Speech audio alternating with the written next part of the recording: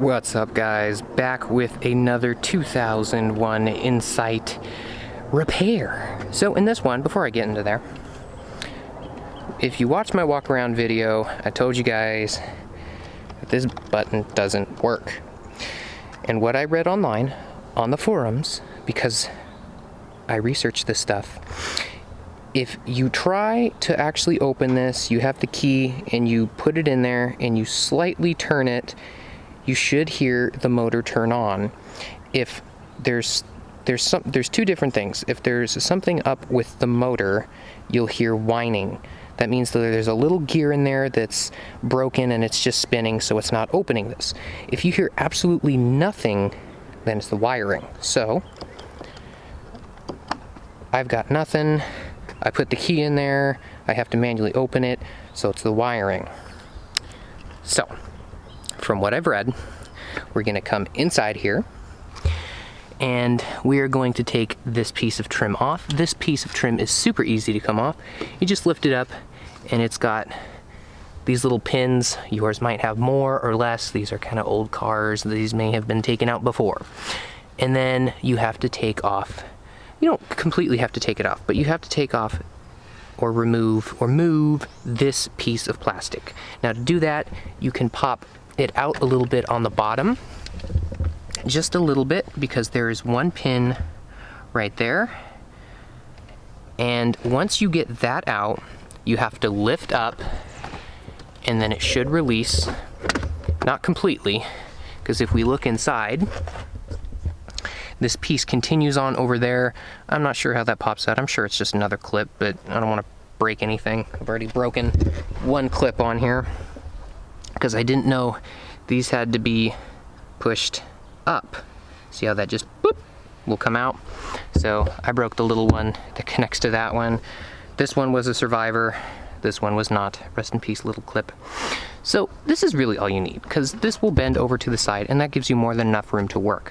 What we're looking for is this blue, I already have this one unplugged, so just disregard that, just so I could look in here.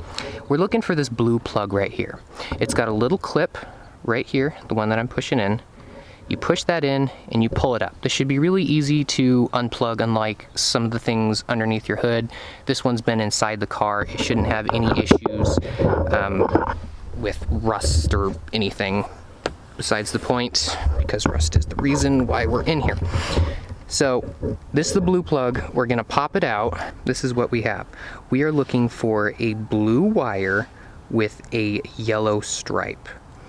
And if you look under here, this one that's got all the gunk in it, I probably can't focus on it, but this one right here that's got all the gunk in it, that's not making a connection. Oh, there it goes. There's the little piece of crap that was stuck to it, or melted or whatever. That one is supposedly the one that goes to all the way back to your trunk. So what I'm gonna do is I'm going to get my flathead, my really small one, and see if I can unpin this. If not, I'll just clean this out. Maybe get my my wire brush and clean this so it makes a decent connection with the female portion on the inside. On the inside of here is really nasty, it's real gunked up. So I'm gonna clean that and hopefully that will make for a clean connection so my trunk will work. Okay guys, I switched it up a little bit. I took this bottom piece off so I could see it better. See, here's the clip that it was at before. I just grabbed it, quite a bit of force, but it just slides into these slots. You just pull it up and it comes out. I pulled this out, I looked inside. I don't know if you guys will be able to pick it up from my camera, but the pin that it's supposed to connect to is completely gone. It's just disintegrated.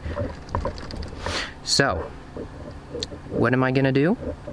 I am going to cut the wire and just splice the whole thing in. Just completely bypass the, completely bypass this harness. I'm gonna cut one end and just connect it to the other end, because I mean I don't have any of these pins to redo this, and I don't know why this happened to begin with. And I'm hoping none of the other ones are screwed up, but I'm gonna clean up the other ones the best I can, plug everything back in, put it where it is. Like I said, the blue wire, this one right here, the blue wire with the yellow stripe, that's the one that is supposed to be going to the trunk.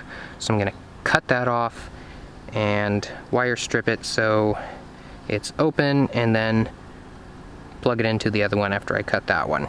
Hopefully this works. So here I have it cut up at the top, so I have it cut down here at the bottom. So this is not long enough to connect them. So what you're gonna need is just some spare wire if you have any laying around. And of course you're gonna need some electrical tape. I suspect this happened because of a very common problems with insights, because the seat belt is right back there, and the wet seat belt problem due to this panel up here getting wet, water runs down. I'm guessing water probably got in here and started to corrode it.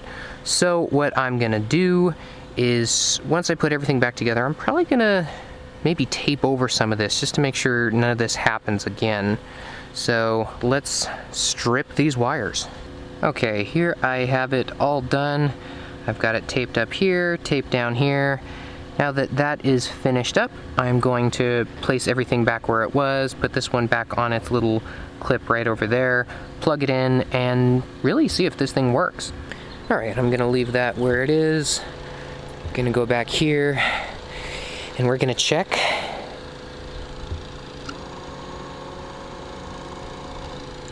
Okay. Well, apparently I had both problems. I have the broken motor, but now I have power going to the motor. So we solved the issue of getting power to the motor. Now we have power to the motor, but the gearing on the inside's broken. So I'm gonna have to order a special part, and then I'm gonna have to take the inside apart so we can get to that motor. So now that I have power going to it, and it is trying to open the latch, but it's not opening, that means there's only one thing left to do, and that is to get in here and fix the gear. So the first thing we need to do is we need to flip this hatch open, get whatever you have out of here out of the way, so we can get to all of the pins and stuff that we need to get to. So first thing I'm gonna do is I'm going to take this plastic piece off. You can probably get your fingers up in here and pop it off, just like that. It just has some clips in here, which I seem to be missing one. Little clips like that. Set that off to the side, and next up we can start taking out the 5 clips that hold this in place. So we've got one on either side. We've got one here. Should have one here, and then the other one, we're gonna flip this up, and it should be right over here, but again, I do not have that one. So now that I have all 5 pins removed, the last thing I need to do for this to come off is remove the plastic piece that goes over this. That's all it is. Nothing special on there, just pop it off. Once that comes off, this is a 12mm bolt. And here is the bolt removed. It's got a little retaining clip there so nothing falls out. That's pretty nice. So now that that is out, you can start to peel this off, take off any little things that might be tucked in to get this out. Okay, so now that I took the carpeted piece off, if you look down, it's gonna be the bare metal across here. So what we're gonna do is we're gonna look down here and see this electrical connector. I already popped it off, but there's a little place right there where you can push down, and then it pops out just like that. You just have to push down right there. Thing pops right off, super simple. That disconnects this whole thing from the wiring harness, you can see right there, which is attached to the body of the car. So now this whole thing can come out once we get to it. So you can also disconnect this one right now if you want to, but just know that this one does need to come out before we move to the final removal of the whole thing. Okay, so the next step is to move over to the passenger side of the car. You're gonna have a little flap over here just these foam flaps that you have in here. If you don't have them in here, that's fine. There's just going to be a hole in here that connects the rod that runs all the way to your mechanism. So let me get to a better angle so you guys can see in here. So this is what it looks like on the inside. You have that blue connector in there, and if you can see, it's kind of being held in a little U shape. That's how it's just being cradled in there. All you have to do is turn that 90 degrees and pull out, and that rod will pop out of this white piece. So that's what I'm gonna do, just pop that down and then pull it out. So there we go, I popped it out. I just set it up there. You don't need to. You can actually have this thing fall down there if you want to. Doesn't really matter. But as long as that is disconnected, that is done with that step. Next thing we're gonna do is we're gonna remove these 3 Phillips head screws that are holding in the latch. We're taking this out so once we actually do take the mechanism that's a little further down here, it'll give it more room to slide down so we can get this actual piece off. Okay, now that those 3 are removed, we can head down here, and there's gonna be 4 10mm bolts that we're gonna take out next. We've got 2 here, and then the 2 down here holding the rest of it in. So let's take those out. Okay, so now that I have all of those out, this electrical connector, which is connected to the car, needs to come out. And you can see there's a little orange pin that's connected to the body of the car, which slides into this connector. If you want to take this whole thing out, you need to slide a small flathead in through here. See, I already have it out, and then this slides over. You can see that there's a little pin right in there that keeps this thing in place. There's a little notch up there. So you have to slide the flathead in through there, pushing this whole thing up like that, and you should be able to wiggle it out. Now this whole thing, it should be free except for a few things up top. So let's move this down, let me get a better view, and we're almost there. All right, so here I am back on the inside of the car looking out, and you need to take out the other blue clip that's holding that rod in place. You can see it right there. It's the blue clip right there. It's the same one as on the left-hand side. So all you need to do is pop it outside of its little cradled position and turn it 90 degrees, and that rod should come out, freeing that portion of the motor. Okay, so now that I took out the rod that was right there in the little blue clip, now that that's out, this whole thing can come out. The last thing that's holding it in place is this clip, which is exactly the same as the blue clips. I don't know if you can see it, but it's exactly the same. You just have to pop that 90 degrees and this rod will come out. So let's get this out. All right, now that I have this piece off, if you already took this clip off, then you're good. If not, I still need to take mine off, so this is just an easier access to do it. So pinch in, pull it off, and once that's off, then we're gonna remove the screws that go all the way around all of these guys, Phillips heads. Well, let's take those off so we can get this front cover off. Okay, so you have 2 different size screws going around all of these. How I have it laid out here, you can go ahead and pause it, but this is the orientation I have it on, and each one of the screws I have taken out are the different sizes that go in each one of the holes. So once all of those are out, we're going to remove this piece. Now if you look on the bottom here, it's got this little pin, and it is supposed to go inside here. So when you put this back together, make sure that this piece of plastic is put back on here, which fits through there. So it's going to be looking like that once it goes back together. So I'm going to set this off over here, and let's get into this. So all you have to do is pry this open. I don't know if I can do this with one hand. Oh, yeah, there it goes. And this is how we are going to open it up so nothing falls out. There we go. And basically what we're trying to do is we're trying to get to the bottom down here. That's the part that usually breaks. So these are pretty simple to take off. This first little gear here will come straight out, and then this top one should come out pretty easily. But this one here is quite a bit harder to get out.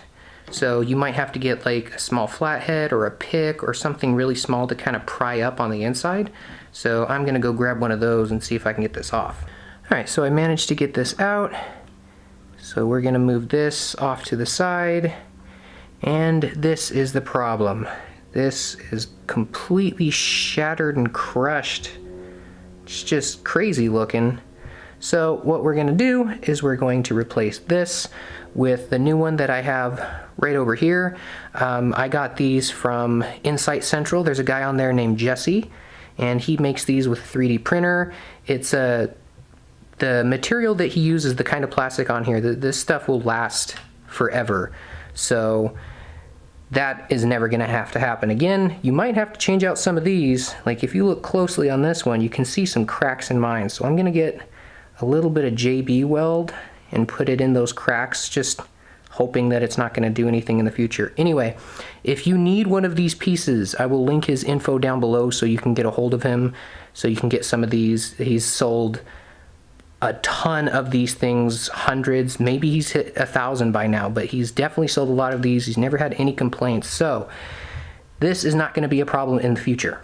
All right, so now that we have this piece out that is just completely destroyed, we still need to salvage the spring that's inside here. So in order to get to that spring, we need to separate this top part from the bottom, so you can just stick your flathead, or if you have anything small that fits in there, pop that off. You'll actually be able to get on the inside, you can see it's like a little cylinder. Pop that off, be able to get the spring out of there to put it into the new one. And it's easy as that. This top part just separates. You can see that's where the spring goes, in that little hole in there, and it just slides right out. Now you need to grab this spring and put it into the new one, so it's going to be sitting right in there. So I'm going to have to scoot this in, or pop this out, and then squeeze the spring in there.